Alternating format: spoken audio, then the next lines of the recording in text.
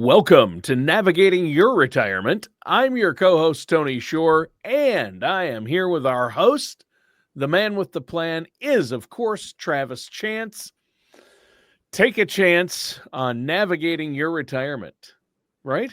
Tony, such a energetic lead in.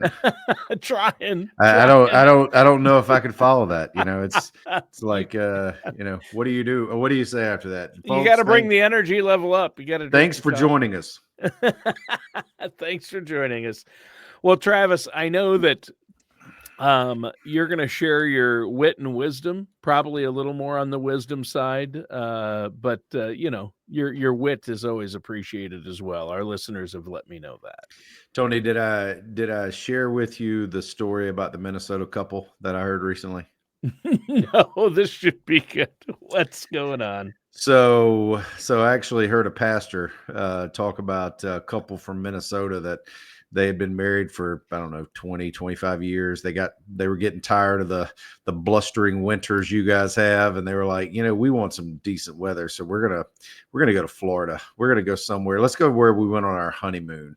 So they called around, they found the hotel they stayed in originally, and turns out they had a room, and then they tried to get flights, and for whatever reason they were just so anxious to go, they could only get one flight on one day and then one flight the next day. So the husband was like, I'll go ahead and go down there, I'll get everything ready, you can just come on the next day and we'll be set up and ready to go by the time you arrive. And she was like, okay, that sounds great. So he did. He goes down. He sets everything up. He's so excited because I think they even got the room that they had whenever they were first married, and everything was great. And he sits down and he writes an email, and he let his wife know, hey, got everything ready, and just waiting on you. Well, when he was typing the email, he forgot one letter in the recipient's name, so it went to another person, not to his wife. And whenever his titled email or basically put it in the wrong person, whenever that person opened it, unfortunately her husband had passed a few days earlier, and she was reading emails of condolences, and she got an email from her husband, or so she thought, and like just passed out. And her son comes in the room, like, Mom, what happened? And he reads the email, and it said, hey honey, just arrived down here, the trip was smoother than we thought, just want to let you know I've got everything set up for when you get here tomorrow, and oh, by the way, it sure is hot down here. So so just be careful when you're opening your email, folks. That's the first rule of today. Good one. Good one. Oh, I thought that was funny. I had to share Boy, that. is it hot down here. Boy, is it hot down here. Oh, that's a good one. But yeah, when you're opening things and you're opening emails and you're opening, all this spam and all this crap that you guys get in the emails and just see online, and spam, and pops up, you pull up an article on Google, you don't know what to believe and what not to believe. So one of the things we're going to talk about today is we've gotten a lot of questions recently from you guys, as far as, okay, so there's been a lot of changes. We've seen some tax law changes, some regulation on crypto, and some investment from AI companies and chip manufacturers, and private equities now going in 401k plans. And it's like every day there's a new headline. So one of the things we're gonna just touch on a few topics this morning. Number one is, Tony, it's my favorite topic, and I know our listeners probably can guess what that is. It's a 4-letter word. It's not what you're thinking of. It is Roth. Okay. Yes, it is Roth. So Roth is in my opinion, as a financial advisor and financial planner of close to 21 years now, I can tell you definitively my personal position on this is, because of longevity risk from you and your spouse, Roth can be life-changing if you take advantage of it.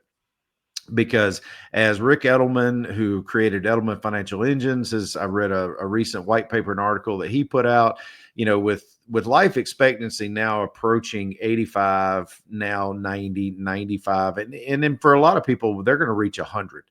Right. And advances in modern medicine, the ability to replace joints and organs and, all the things that, our body only has so long of a shelf life. But now with the things that are possible, it's not impossible to think that you might not live that long. So the question is, does the 60/40 portfolio just in pre-tax assets still cut it? And I don't think it does. It may be not something to really think about changing the allocation if that's your risk tolerance, but pre-tax versus post-tax, I don't think that's even a question. Why? Is number one, let's talk about just the utility of what Roth is, and then we'll talk about what the new tax bill does as far as giving you opportunity. So think about this. If for no other reason, I want you to think about your spouse. Your spouse, when you pass, if you're the first to go, when he or she is remaining and files now without you, widow, single, they are now going to be in a much higher tax bracket than you guys were married filing joint. So, where you could have gotten well in the 100,000 range or 100,000 and under and still been in the 12% bracket as a married filing joint couple. Now you get to about 45, 50,000. You're now in the 22 as a single. So 12 to 22% doesn't sound like a lot, but when you do that over 15, 20 years, that could give serious agita to your portfolio, because you're now having to take out more than what you anticipated just to pay the tax. And if you compound that, Tony, over a few years, it's not a real issue that moves the needle. But you compound that over 20 years, that could be serious money that you're leaving on the table to taxes. And I can't control what the S&P does, but we can volunteer and go ahead and start shifting the gears early on your tax plan, and we can make a difference in that. And that's where you have to start taking these little wins. Yeah. And one of my questions that I've gotten in recent weeks is, hey, Travis, since Trump came out with this thing, and we're getting an additional $12,000 bump, and over 65 couple. We're getting an additional 12 grand as long as we stay under 150 AGI. Is it still worth doing the Roth conversion? And the answer is yes. You may have to be a little more surgical. I don't know that it makes as much impact or is going to be as recommended doing it over 150 of AGI.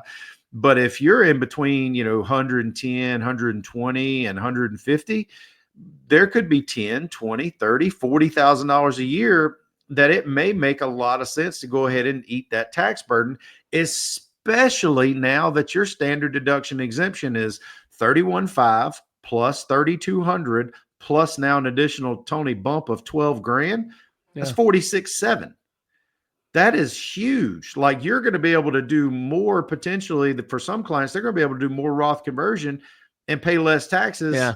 It's just a no-brainer. Yeah, right? The standard deduction addition of for those six, if you're a couple 65 and older, it's actually, I did the math, I think it's 31,000 is the standard deduction. They still get the 1,600 each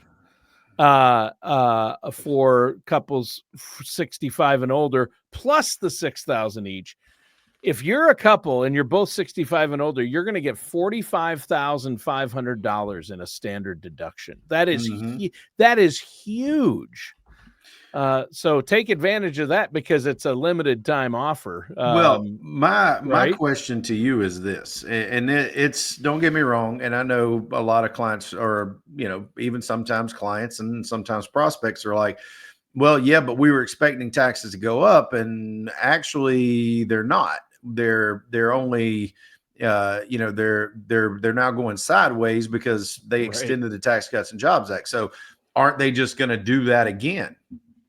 Folks, you got a do-over. Do you remember when you were playing stickball in the street, or you were playing on the playground, Tony, and somebody does something, you're like, do-over, and you go back up to bat, or you take the shot again? that's what we got. Is we got a do-over, right? We're sitting in the streets right now going, oh my goodness, like we were not expecting this. We got a free redo right now, and where we were going to probably, in a lot of economists agree, there was a really good chance, had the election gone a different way, we would probably have seen what taxes would have increased, because we'd have gone back to previous tax rates, not the tax rates under the Trump Tax Cuts and Jobs Act 17. So right now we have gotten that extension, and that even goes further to the point of what you and I were talking about for 7 years prior to this year. Take advantage of it while it's here. That doesn't mean that it's never going to happen. It just means you got to do it again. And while you are in this position, because the 12,000, Tony, keep in mind, I wish they'd quit doing this, but I think this is the only way they could get it passed. That 12,000 additional bump, that's only for the next 4 years. That's not permanent, right? So what's going to happen in 4 years? Is it going to be extended again? Who knows? It depends on what politics and what the elections bring. But let's plan on the fact that there's a good chance that it won't be. And let's also think about this too. If you think taxes are going to stay where they are, all you have to do is go back and look at history. Uh, was it Mark Twain that said history does not always repeat itself, but often rhymes? Yeah, I think it And was. so go back and you look at where rates were under Carter. Yep. Reagan brought them down. HW went up. Clinton went up even more. Bush W brought them down. Yep. Obama brought them up. Trump brought them down. Now, where do you think the bouncing ball is going? Is there a likelihood, and a high likelihood, that they could be much higher 4, 5, 10 years from now? Yes. So all I'm saying, guys, is this, just to put a bow on it. It doesn't mean that just because it's so much more favorable today that we should just take our foot off the gas and just breathe easy. What it means is we should take a deep breath, reassess, be surgical about what you're doing, and then take advantage of the opportunity that you have in front of you, because it will not be here long. I'm sorry. That's just my opinion. I could be completely wrong. And Tony, we could be sitting here in 20 years talking about the fact that, you know what, Travis, you have been wrong for 2 decades. Taxes have not gone up at all. We have paid off 34 trillion, 36 trillion in debt, and you have just been completely out of your mind. And you know what? If that's the case, I will gladly take that. I just don't think that's going to happen. Yeah, they can't keep kicking that can down the road. They They can't. have, but they're gonna. It will not go forever. No, it won't. And the minute another administration gets in, they'll probably make changes to the tax code. And I would assume eventually they have to go up. Most people do. Conventional wisdom would say that. So you have to hedge for that. Plus, I think it's good you're talking about this, because a lot of people don't realize how serious their tax situation in retirement will be. People think, oh, I'm retired, I'm no longer earning that paycheck from work, so I'm not going to be paying as much in taxes. I mean, there's so many tax landmines, and when we're going to get to another question here in just a second, there's so many tax landmines. You could literally make a wrong step and go from paying no tax on your Social Security to, a tax torpedo situation where now all of a sudden, you're bringing Social Security tax in, you're bringing, ordinary income tax. I mean, it could go from zero to really bad in a hurry. Yeah. And that's where like I said, you have to be surgical. You cannot just think that this thing's just going to work out. You have to be diligent. You have to be dedicated to your plan and make sure that you're doing the right things. I think that's probably, if I had to guess, one of the top 3 reasons that our clients work with us, other than, my charming face and, a couple other things. But good looks and charm. Good looks and charm go a long way. Tax policy's third. But aren't taxes going to be, for most people, for a lot of seniors, aren't taxes probably one of their biggest expenses for a lot of 100%. folks in retirement? 100%. Yeah, because retirement taxes and healthcare, right? Yeah, they're voluntary. Yeah. And the reason I say that is it's not something, once again, that you can change overnight, but a few small pebbles in the pond sending Mhm. ripples across the shore. I mean, over time it makes a huge difference on the other side. It's just a lot of times, if you're looking for immediate gratification, go to Disney World. If you're Yeah. looking, yeah, and which we'll be there again here shortly. If you're looking for sound financial decisions, you have to be prepared to know that they're gonna take time. But if you're willing to do it, the juice is certainly worth the squeeze. So tax policy, is it worth it? Roth conversions, it absolutely is.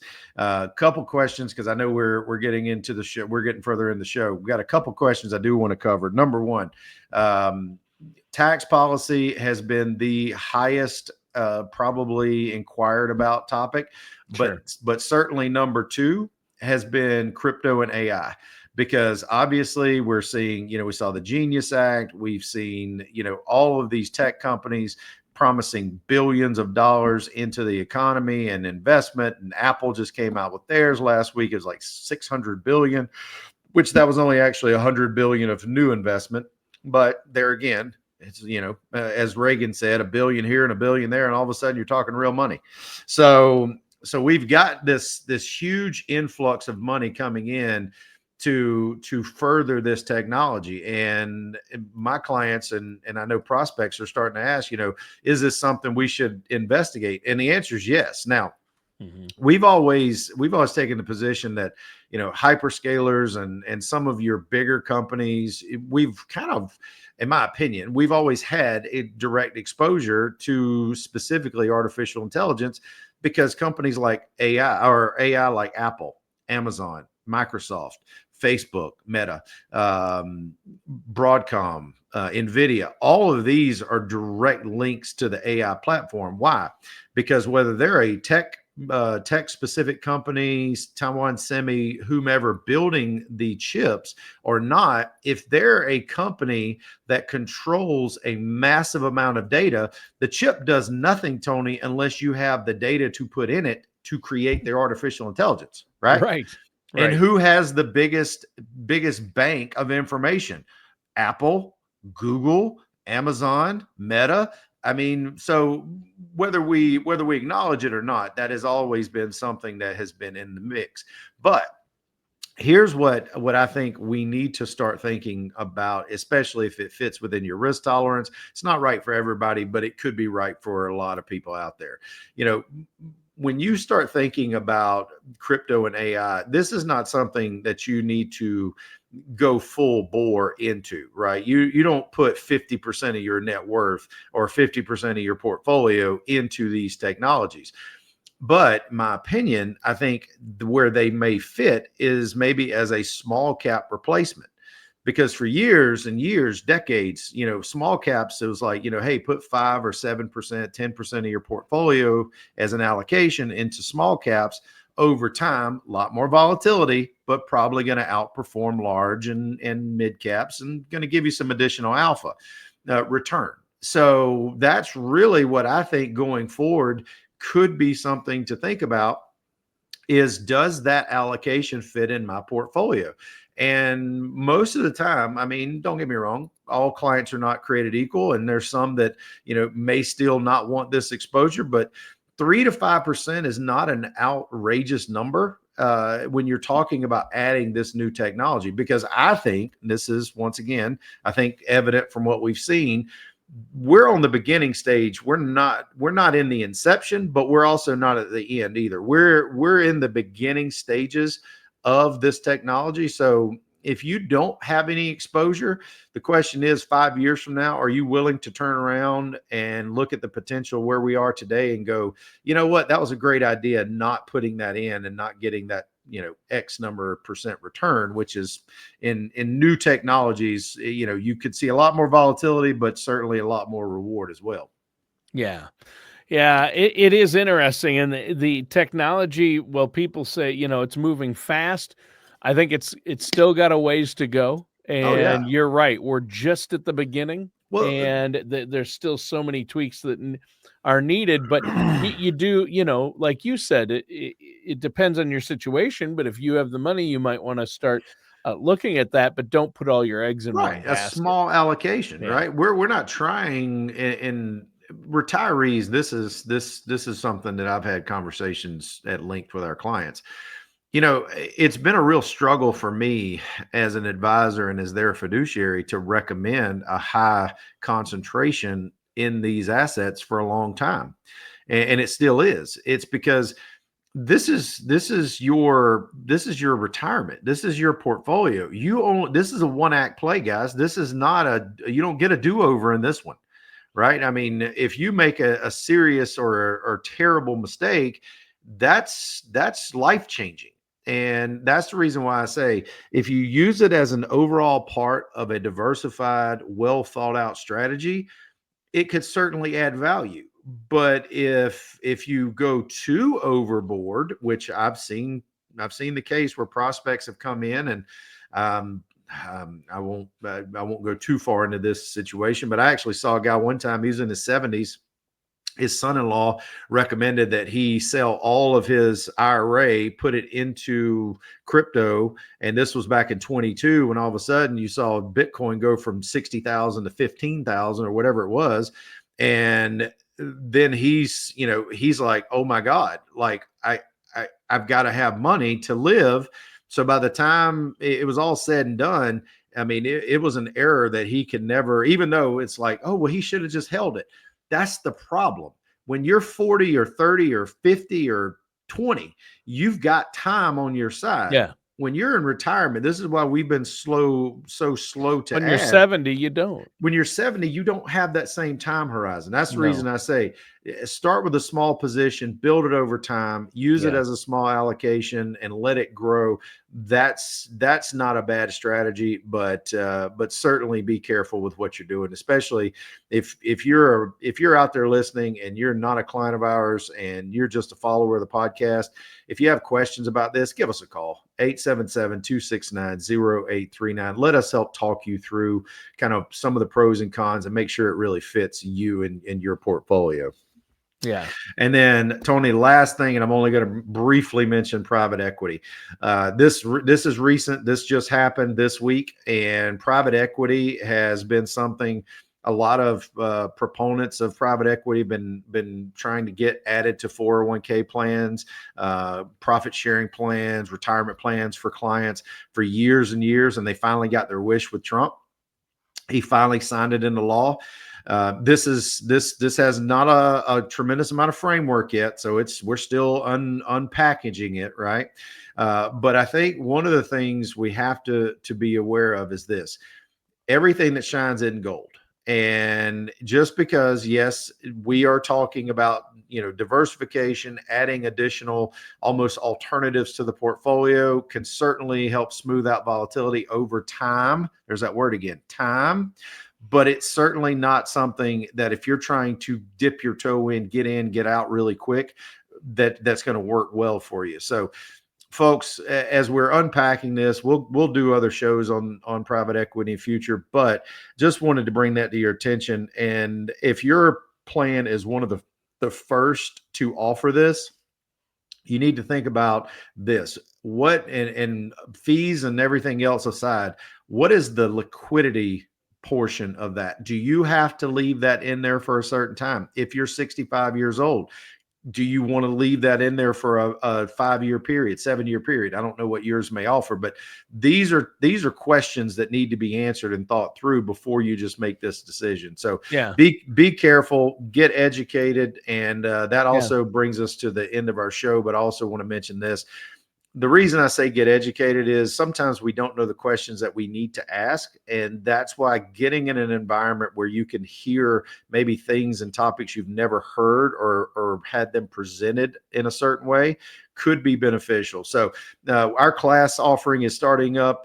We're actually in a couple weeks, we're going to be doing our first courses of the last part of the year. We're going to be in Bluffton, Beaufort, Pooler, Savannah, and Statesboro areas. So folks, if you're out there, you're approaching retirement, or if you're a current client, you were attendee of one of our classes, and you know some of your coworkers could also benefit, hit that share button and try to get them into a position where they can retire and be as confident as you are. So if you need help with that, give us a call, 877-269-0839. That's 877-269-0839. All right. Well, I'll tell you what, Travis, great show today. We covered a lot. There are a lot of changes going on out there in the world of finance, and I'm glad you're staying on top of them for us and for our listeners out there. Listeners, thanks for tuning in. That does it for today's episode of Navigating Your Retirement with our host, Travis Chance.